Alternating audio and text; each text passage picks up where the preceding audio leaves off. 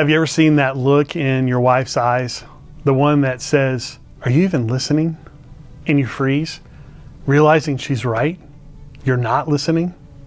Becoming a better listener will radically change your marriage. And in this video, I'm going to show you exactly how and why effective listening is the key to making your wife feel heard, understood, and deeply loved. Hey, I'm Matt, and I provide gospel-centered guidance for Christian men, ministry leaders, and pastors who want to thrive in their spiritual, emotional, and relational health. Grab my free download, the Thriving Marriage Communication Guide, 10 easy steps to connect with your spouse and flourish. Every healthy marriage depends on listening. Let me start with something personal. My wife said, "You're not hearing me." And she wasn't talking about my ears. She was talking about my heart. And in that moment, I knew I had to develop better listening skills. If you've ever wondered why your wife feels unheard and how to fix it, you're not alone. Here are 3 reasons why every healthy marriage depends on listening. First, every healthy marriage depends on listening because listening builds trust. When you listen without interrupting, your wife feels safe sharing her thoughts and her emotions. Proverbs 18:13 says, "Spouting off before listening is both shameful and foolish." So, for example, if she's talking about her frustrations at work and you listen with attentiveness and care, she knows you value her and she knows you value her experience. Listening communicates respect, and that builds trust over time. Second, every healthy marriage depends on listening because listening creates emotional intimacy. When your wife feels heard, she feels close to you and she opens up to you. Imagine the intimacy that grows when you prioritize understanding her heart over making your point. James 1:19 reminds us, everyone should be quick to listen and slow to speak.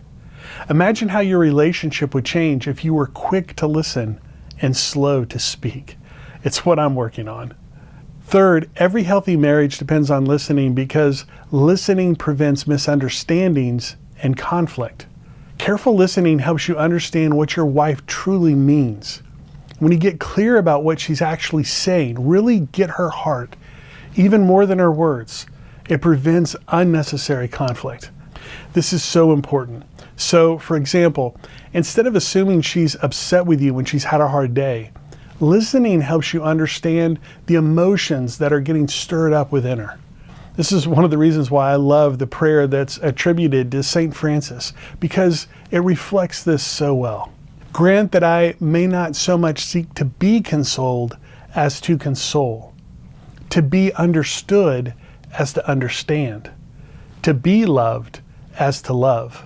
This reminds us that truly listening is about loving our wife by seeking to understand her and comfort her first and foremost.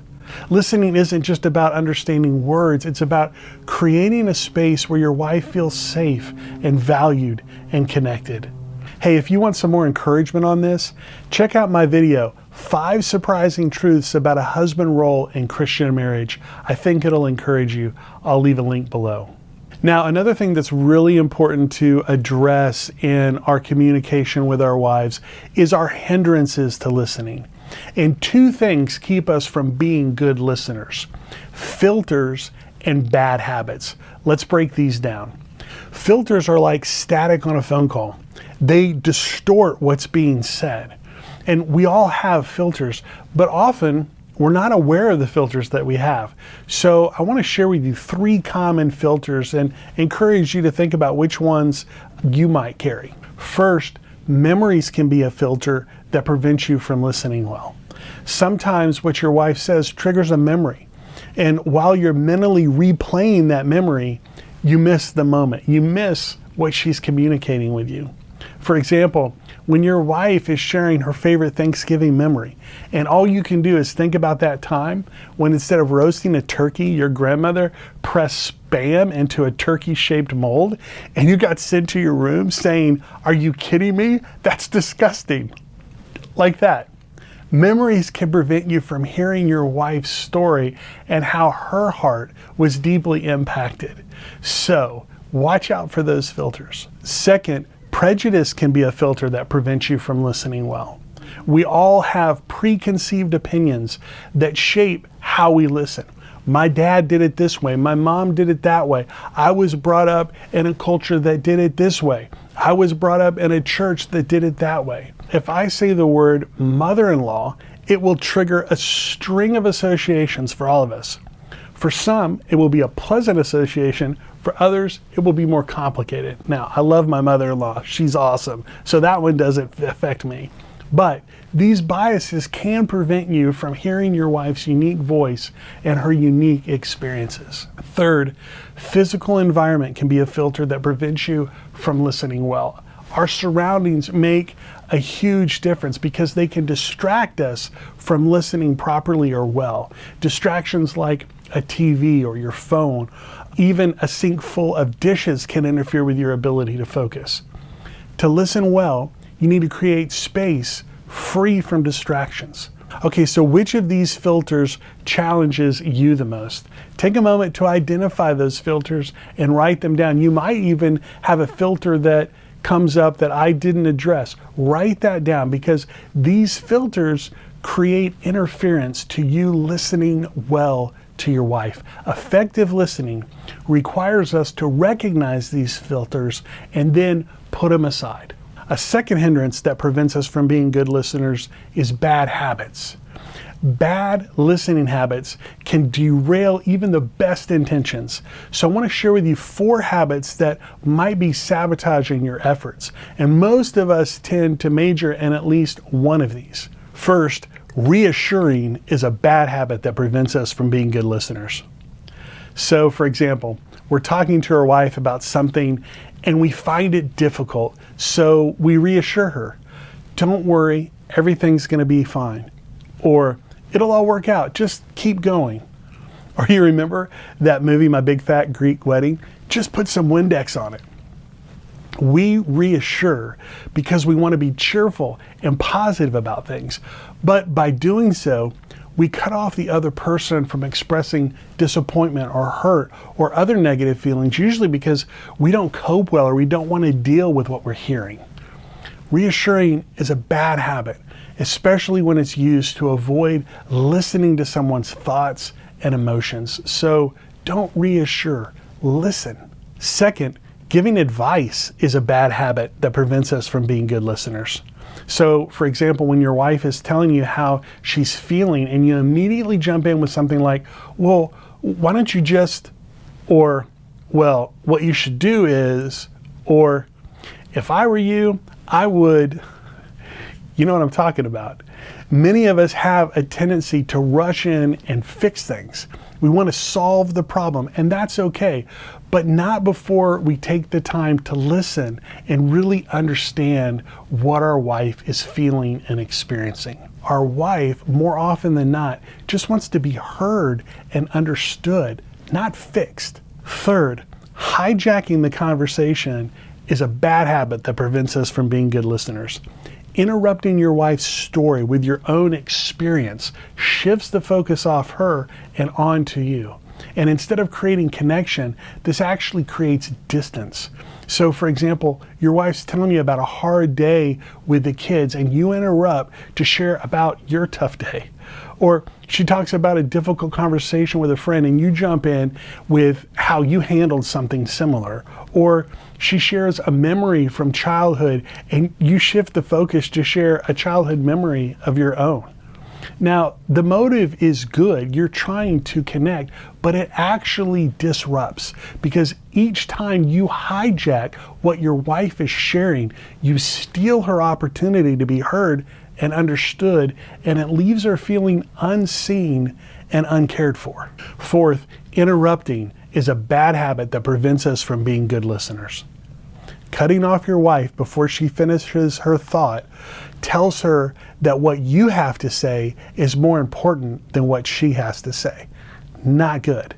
It breaks the flow of conversation, it shuts her down, and it leaves your wife feeling unheard and disconnected. So, for example, your wife starts to tell you about her frustrating day, and you immediately jump in, correcting a minor detail.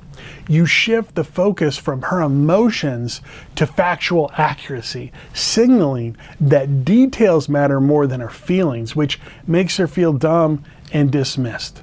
These bad habits, reassuring, giving advice, hijacking, and interrupting, prevent your wife from sharing what she's thinking and feeling, so she shuts down and says to herself, "What's the point?"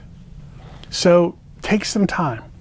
Which of these habits resonates with your experience? Write it down and commit to changing it. For more encouragement, check out my video, 10 Steps to Connect with Your Wife Better, Communication Skills for Christian Marriage. This is really helpful. I'll leave a link below. Make sure you watch that video. All right, now let's look at the other side of the equation, the solution, listening with your heart. First, engage your wife. Be present. Look her in the eyes. Ask the Holy Spirit to open the eyes of your heart. When she's upset, hold her hand. It's simple, but a powerful way to show her that you care. Silence is okay. Don't rush. She might be struggling to express herself. She may not be used to doing so. Giving your wife your undivided attention when she's speaking is one of the most loving things that you can do. Second, just acknowledge her. After you listen to what she says, reflect back what you've heard without interpretation. Reflect back to her words. So for example, I hear you're saying that work's been really overwhelming lately. What this does is helps her feel seen and understood. Yeah, it can feel awkward and sometimes contrived, but it helps you know if you've understood her, and it helps her know if she's been understood.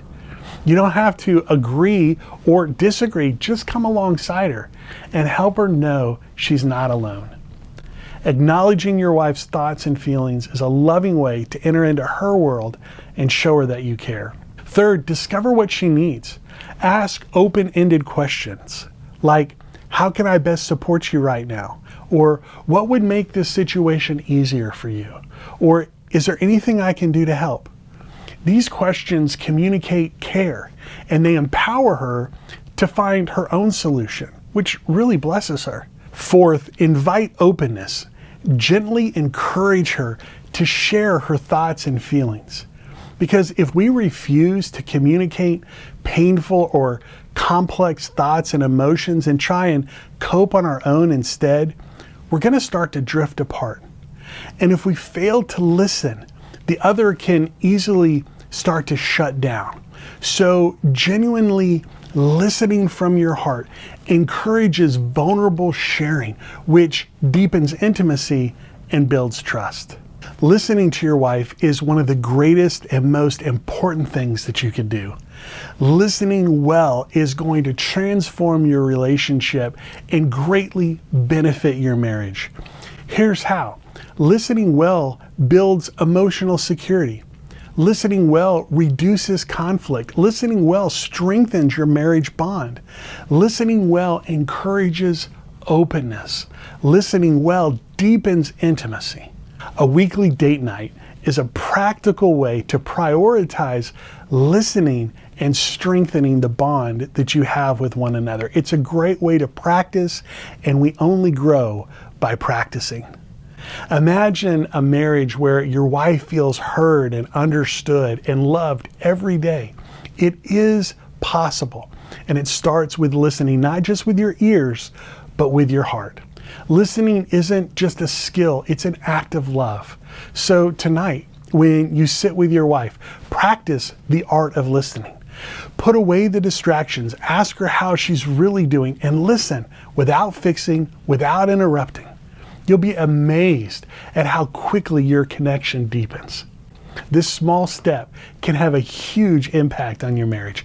Be the listener your wife needs you to be. May the love of God guard your heart and mind in Christ Jesus, and may God's blessing be on you and your marriage.